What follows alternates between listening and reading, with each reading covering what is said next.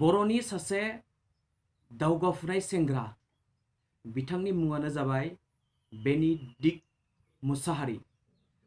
बिथांनियाव लकेल दाउनि फार्म दं, गोबां दाउ दं। बेनिदिक्ट मुसाहारिया थांना थानायनि थाखाय, गावनि जौगानायनि थाखाय मोनसे बिजनेस खालामदों, बेनो जाबाय लकेल दाउनि फार्म।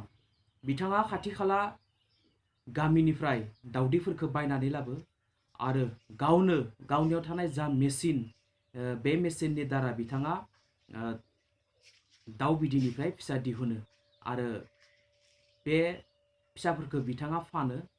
सोरबाफोर जुदि लकेल दाउनि फार्म बानायनो लुबैदोंब्ला, खालामनो लुबैदोंब्ला बिथां बेनिदिक्ट मुसाहारिजों जगाजग खालामनो हागोन आरो बिथांनिफ्राय दाउनि फिसाखौ लाना फैनानै फार्म खुलिनो हागोन। बिथांनि गामिया जाबाय चिरां जिल्लानि मावजि जरा बेंटल।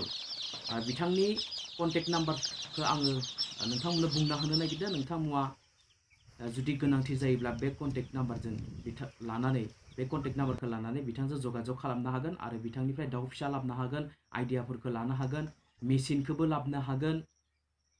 बिथांनि कन्टेक्ट नाम्बारा जाबाय 9113116445। बिथाङा आंनो फोरमायहरनाय बायदिब्ला बिथाङा गासै BTD आवनो बे बिजनेसखौ खालामनो सानदों।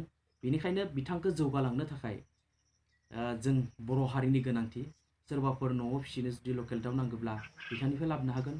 फार्म खालामनो जुदि लुबैदोंब्ला बिथांनिफ्राय लाबोनो हागोन। बिथांजों जगाजग खालामबानो जाबाय, आइडियाफोरखौ लाबानो जाबाय, बिथाङा आइडिया होगोन।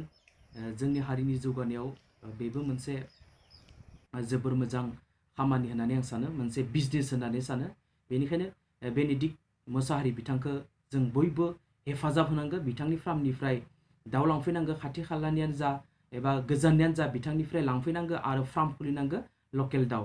सोरबाफोर जुदि आंनि बड'लेण्ड टाइगार इउटुब चेनेलखौ साबस्क्राइब खालामाखैबा साबस्क्राइब खालाम, लाइक खालाम आरो शेयार खालाम। आरो आं फिन बुंबावो जे बिथांखौ दावगालांनायाव जों गासैबो हेफाजाब होनांगौ। बिथाङा जाबाय चिरां जिल्लानि मावजि जरा बेंटल गामिनि। गोजोन्थों।